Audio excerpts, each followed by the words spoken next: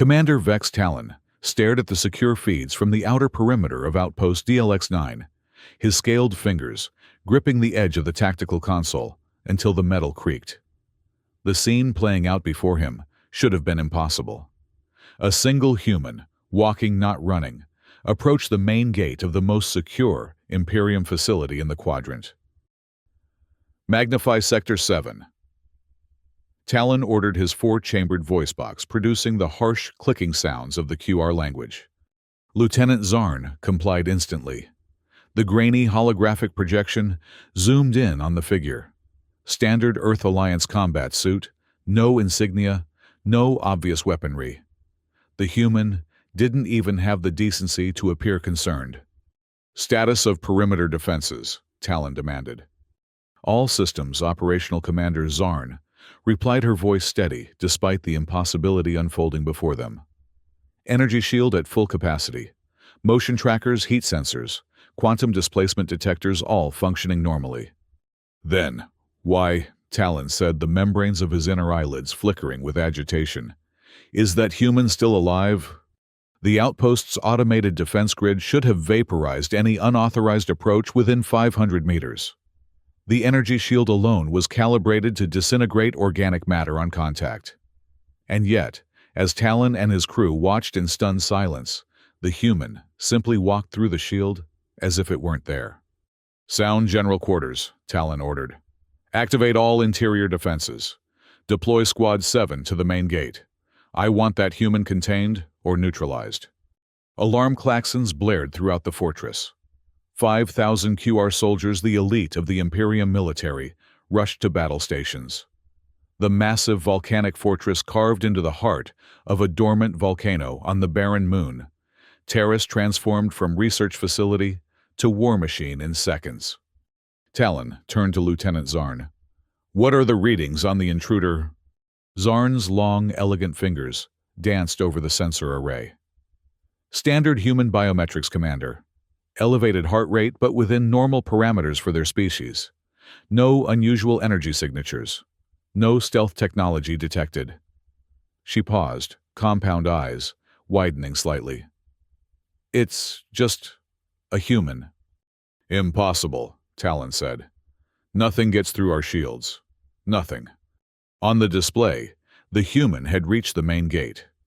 7-meter-thick titanium alloy, secured by quantum locks and protected by automated pulse cannons. The most secure entry point in the Terrace system. The human raised a hand in what appeared to be a casual greeting to the security cameras. Then, walked straight through the solid metal gate. Talon slammed his fist onto the console. Explain this, Lieutenant. I cannot, Commander. Zarn admitted, her usual composure faltering. According to our sensors, the gate is still intact. The molecular structure is unchanged. The human simply passed through it.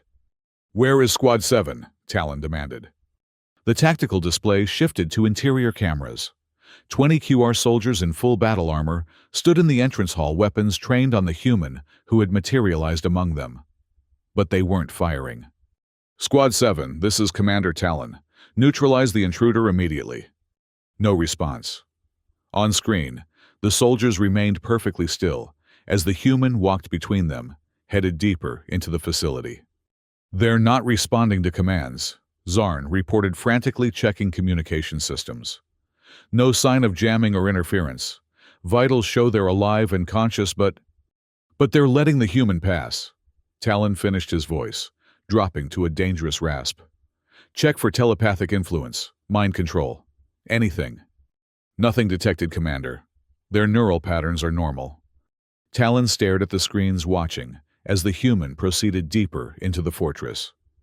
The elite guards of the QR Imperium, trained since hatching to kill humans on sight, simply stood at attention as the intruder strolled past. Where is it heading? Talon asked. Zarn analyzed the intruder's trajectory. Based on current course, the central weapons vault. The color drained from Talon's facial scales. The central vault housed the Imperium's most classified research and their newest weapon, the quantum destabilizer. A device capable of unraveling the atomic structure of matter itself. Still experimental, but if the humans acquired it. Lock down the vault, Talon ordered. Triple biometric protocols, gamma level clearance only, and get me visual on the intruder. The fortress shuddered as massive security bulkheads slammed into place throughout the facility.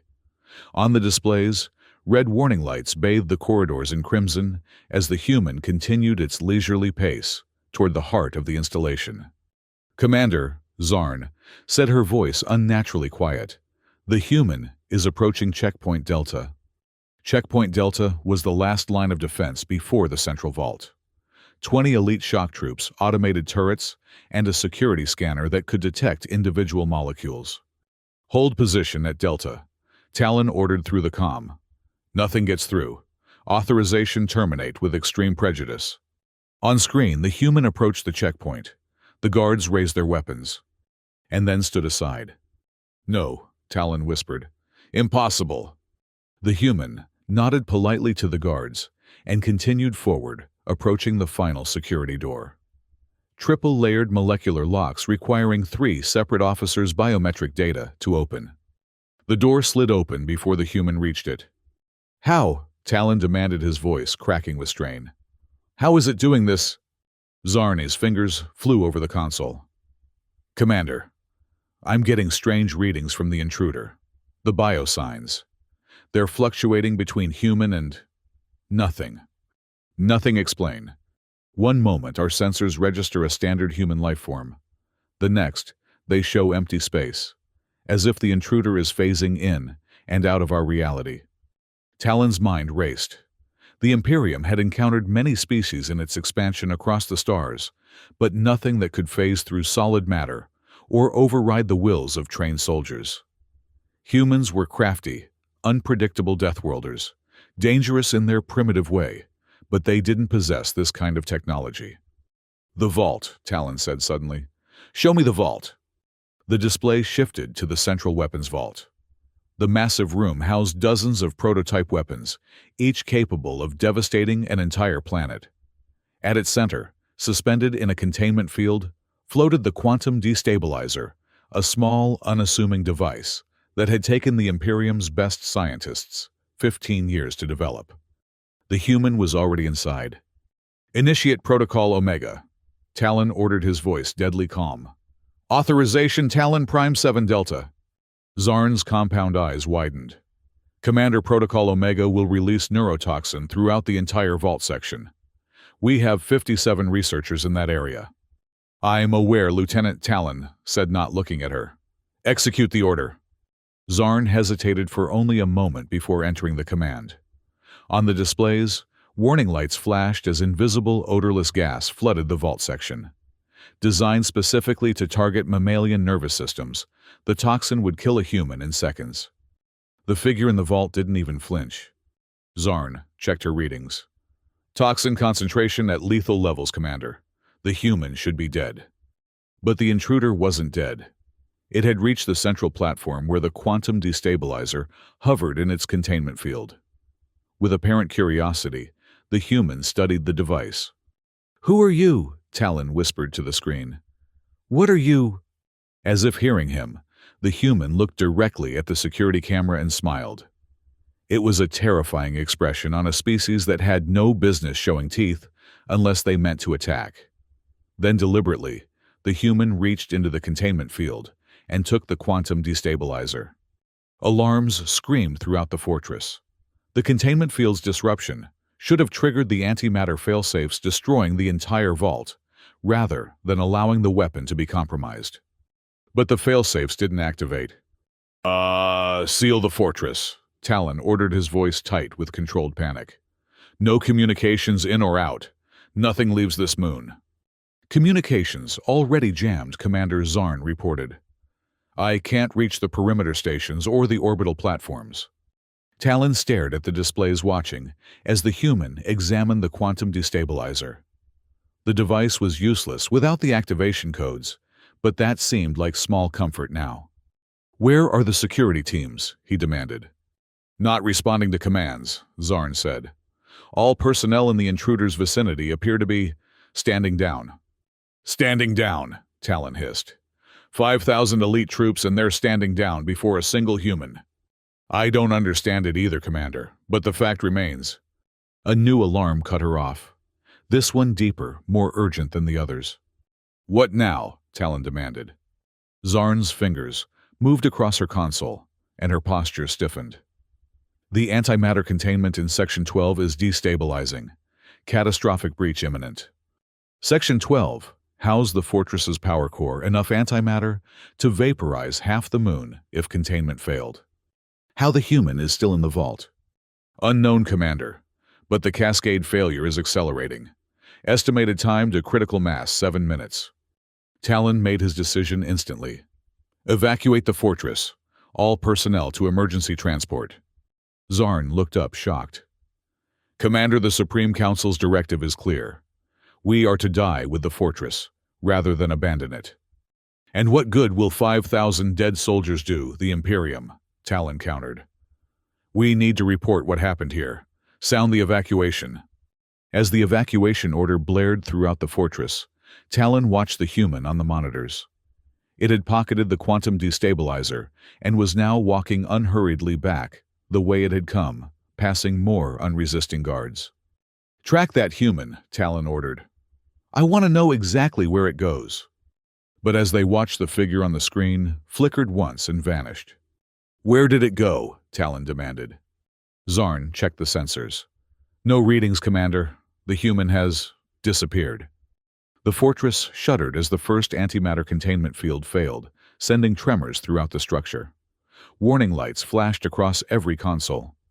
Time to critical, Talon asked. 5 minutes, Commander. We need to evacuate now. Talon took one last look at the monitors. 5,000 soldiers rushing for evacuation transports. The central vault standing empty, its prize stolen, and no sign of the human intruder. As they hurried toward the command shuttle, a terrible realization settled in Talon's mind, cold and certain as death. One human walked in, he said quietly. No one walked out. The emergency transport lifted off from the landing pad as the first major explosion rocked the fortress. From the viewport, Talon watched as the volcanic mountain that had housed the Imperium's most secure facility began to collapse in on itself antimatter reactions, creating miniature suns that devoured reinforced walls and weapons labs alike. Set course for Imperium Central, he ordered the pilot. Maximum speed. As the transport accelerated away from the doomed moon, Talon turned to Zarn. Begin compiling all sensor data from the incursion. I want to know exactly what we're dealing with. Yes, Commander, she replied, but her compound eyes reflected the same dread that had settled in Talon's gut. Whatever had walked into their fortress wasn't just a human. It was something else entirely. And it now possessed the most dangerous weapon the Imperium had ever created. The journey to Imperium Central took 3 standard days. 3 days of reviewing security footage that revealed nothing. 3 days of questioning survivors who could only report that they had felt compelled to allow the human passage not through mind control or coercion, but through an inexplicable certainty that they should stand aside. 3 days for Talon to prepare himself to face the Supreme Council and explain how one human had walked into the Imperium's most secure fortress and brought it to ruin. The Grand Hall of the Supreme Council stretched before Commander Vex Talon like the gullet of some ancient predator. Polished obsidian floors reflected the harsh light from crystalline chandeliers hundreds of meters above. Along either side, galleries rose in steep tiers, filled with the highest-ranking officials of the QR Imperium, scientists, military commanders, and bureaucrats all watching with predatory intensity. At the far end, elevated on a dais of gleaming metal, sat the Supreme Council itself. 7 figures in ceremonial armor that hadn't changed design in 10,000 years. Their faces were obscured by masks crafted to resemble the ancient gods of the QR homeworld, but Talon knew each by reputation. At the center sat Grand Admiral Kurvash, the military leader of the entire Imperium. His mask, a snarling visage with jeweled eyes, seemed to follow Talon as he approached. Commander Vex Talon, announced the ceremonial guard, his voice echoing through the vast chamber. Formerly of Outpost DLX-9 Terrace Moon. Formerly. The word struck Talon like a physical blow. His career was over. That much was certain. The only question was whether his life would end here as well. Talon stopped at the prescribed distance from the dais and performed the ritual salute, right arm, extended fist clenched, then brought sharply across the chest. Commander Talon. Grand Admiral Kurvash's voice boomed from behind his mask. You stand before the Supreme Council to explain the loss of Outpost DLX-9, the loss of the quantum destabilizer, the loss of the Imperium's honor. Talon kept his gaze steady. I do, Grand Admiral. Then speak. Tell us how one single human penetrated our most secure facility and reduced it to rubble. Talon had rehearsed this moment for 3 days, yet now the words felt inadequate. Grand Admiral, honorable counselors, I have prepared a full technical briefing with Lieutenant Zarn who— We will hear the Lieutenant's scientific analysis later, Kurvash interrupted. First, we want to hear from you, Commander. In your own words. How did this happen? Talon drew a breath. The human bypassed our security through means we cannot explain. It passed through energy shield's solid walls and locked doors as if they weren't there. Our troops failed to engage the intruder. Failed. The question came from Supreme Counselor Draz Cole, whose mask depicted a bird of prey with a cruel curved beak. 5,000 elite soldiers failed to stop one human. They reported feeling compelled to stand down, Talon explained. Not mind control as we understand it. Something different. Something we've never encountered before. And you, Kurvash demanded. Were you also compelled to allow this breach? No, Grand Admiral. I ordered the deployment of all available countermeasures, including Protocol Omega. The neurotoxin had no effect. When the human took the quantum destabilizer, I ordered evacuation rather than lose both the weapon and our personnel. A murmur ran through the galleries. Protocol Omega was classified at the highest level. The counselors hadn't expected Talon to reveal its use so openly. You disobeyed the Supreme Council's directive, Cole stated. The standing order for such a breach is clear die with the fortress, rather than abandon it. Yes, Supreme Counselor, Talon acknowledged. I made the judgment that surviving to report what happened was more valuable to the Imperium than dying with our secrets. And what exactly happened, Commander? Kurvash pressed. Beyond your inability to stop a single human intruder. Talon steeled himself. The evidence suggests we are facing a weapon or technology beyond our current understanding. The human appeared to phase in and out of our reality. Sensors alternated between reading normal human life signs and nothing at all. It could pass through solid matter. It was immune to our toxins. And most disturbing of all, it could affect the minds of our soldiers without any detectable telepathic signature. Speculation, dismissed another counselor. Your fortress was infiltrated by Earth Alliance Special Forces using conventional technology. Technology you failed to detect and counter. With respect, Counselor, Talon said, there is nothing in our intelligence on Earth Alliance capabilities that suggests they possess such technology. If they did, why wait until now to use it? Why send only one operative? To test it, Kurvash suggested. To see if it worked before deploying it on a larger scale. Perhaps, Talon conceded. But there is another possibility we must consider. He hesitated, knowing his next words might sound like madness. What if it wasn't human at all? What if it was something merely wearing human form? The council chamber fell silent. You suggest an unknown species, Kurvash asked finally. Or a human transformed by technology, beyond our understanding, Talon said. Lieutenant Zarn has analyzed the sensor data extensively. The pattern of the anomalies suggests the intruder existed partially in another dimension or reality state, which would explain its ability to pass through solid matter and affect our troops' perceptions. Before the council could respond, a low-ranking aide rushed into the chamber, a breach of protocol so severe that the galleries erupted in shocked murmurs. The aide approached Grand Admiral Kurvash and whispered urgently in his ear. Kurvash's posture changed subtly, a tightening that Talon recognized as alarm. "Commander Talon," Kurvash said, his voice carefully controlled, "it seems your report will have to wait. We have received a transmission from the human." The Grand Hall's central holographic array activated, projecting a three-dimensional image that hovered above the obsidian floor.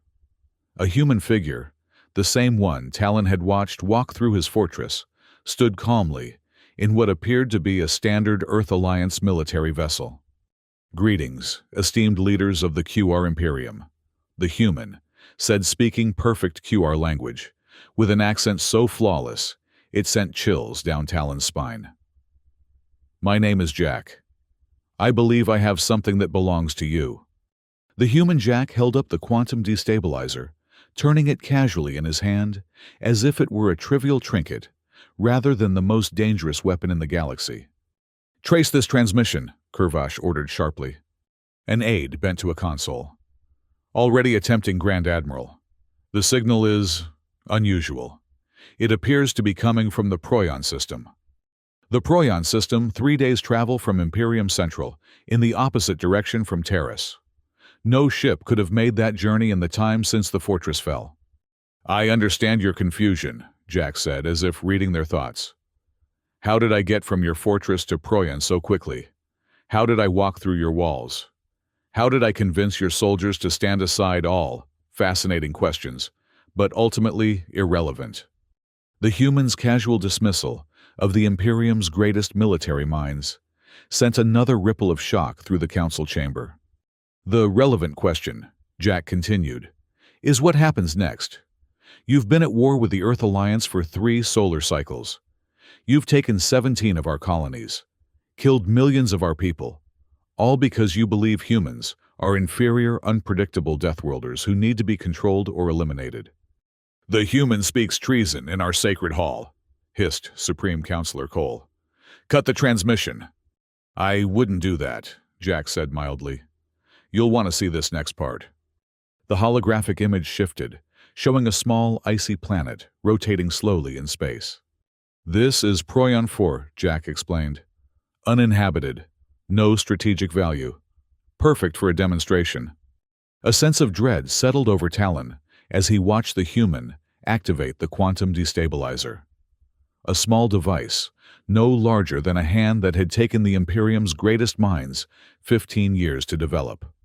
"We've made some modifications to your design," Jack said conversationally. "Improved the efficiency, expanded the range. I think you'll find the results educational."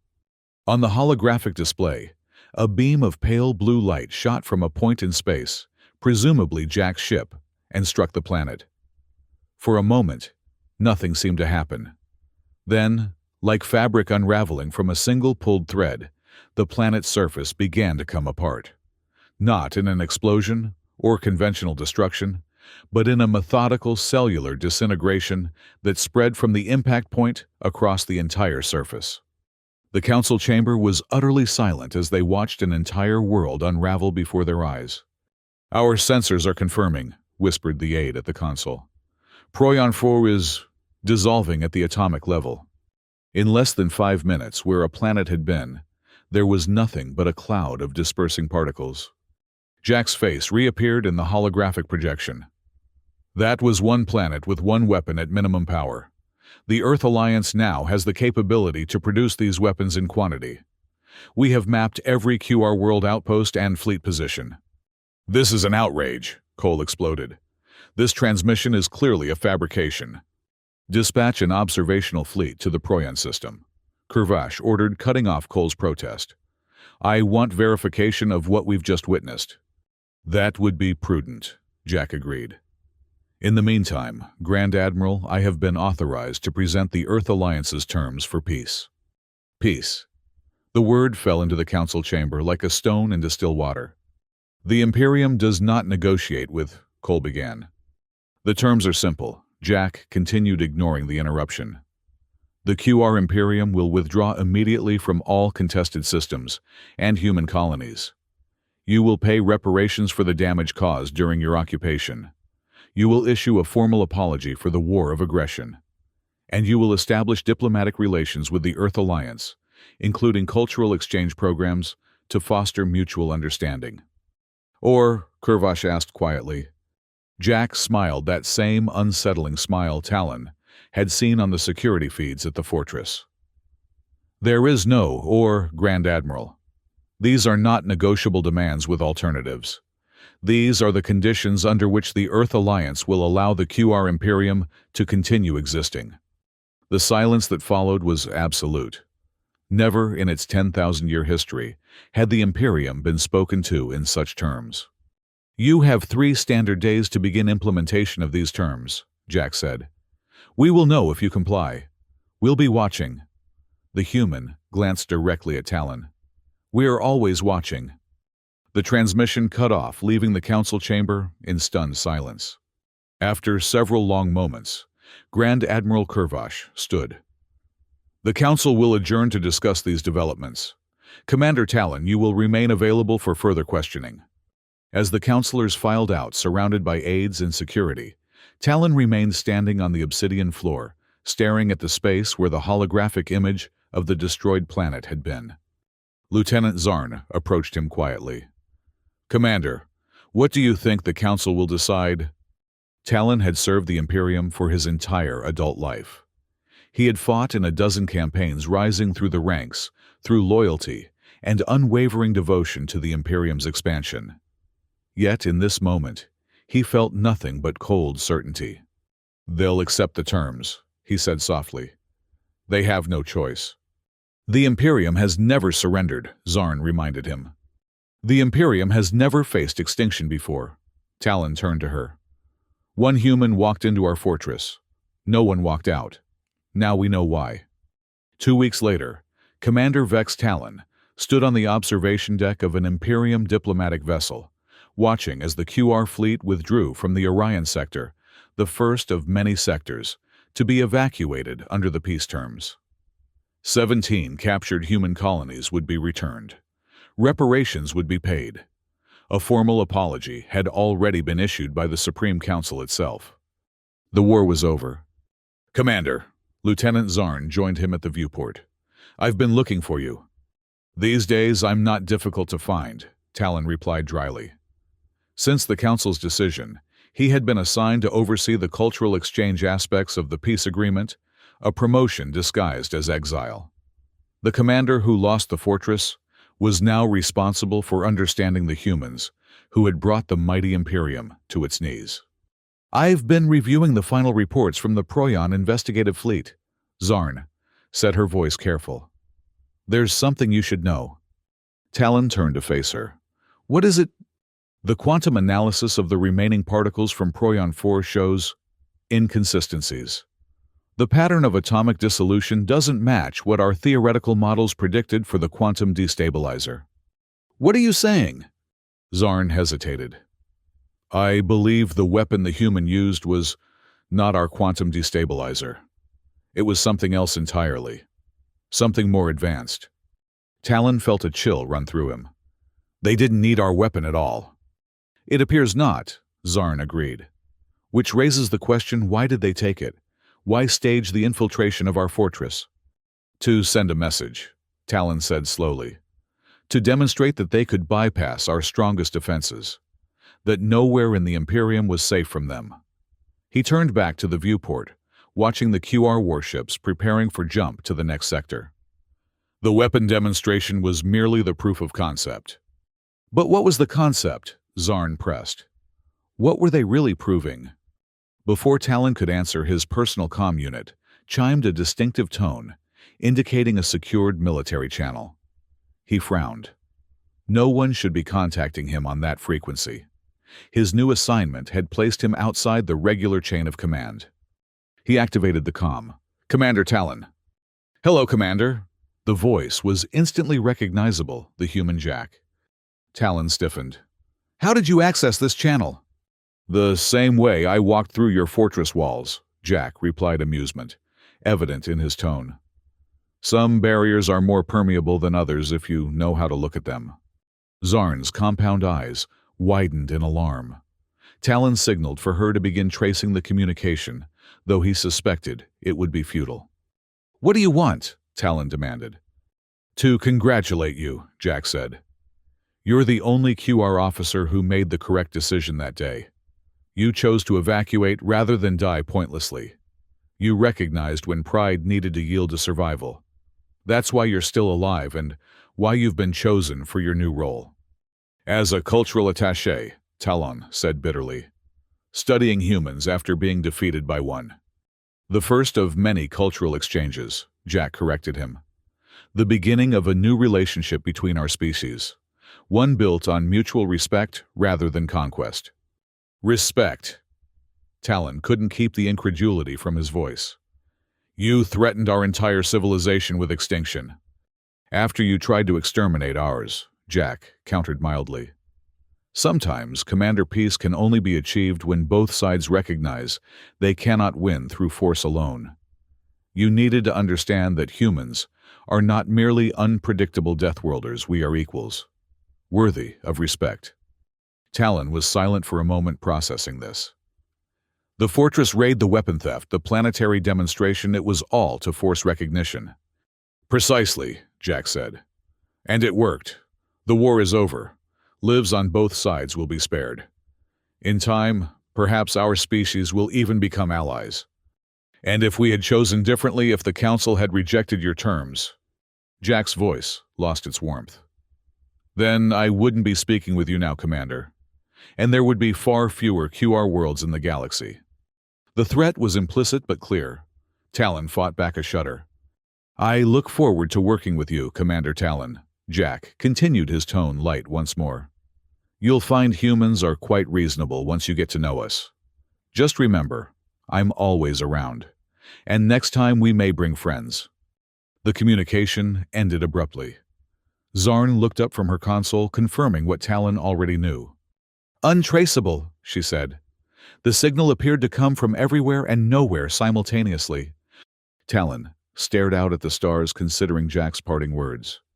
A threat and a promise wrapped in the guise of diplomacy. "What do we do now, Commander?" Zarn asked quietly. Talon watched as the first QR warship activated its jump drive, disappearing in a flash of light, retreating from territory it had conquered through blood and fire. "We adapt," he said finally. "We learn. We study these humans who can walk through walls and disintegrate planets. And we make sure we never give them reason to demonstrate their power again." As the diplomatic vessel prepared to follow the retreating fleet, Talon reflected on the paradox of their defeat. The Imperium had lost a fortress, a weapon, and its pride. But in exchange, it had gained something perhaps more valuable: understanding. The knowledge that true security came not from impregnable walls or devastating weapons, but from mutual respect and careful dialogue. One human had walked into their fortress. No one had walked out. And in doing so, that human had changed the course of two civilizations forever. Standing at the viewport, watching the stars blur as the ship jumped to its next destination, Commander Vex Talon made a silent vow.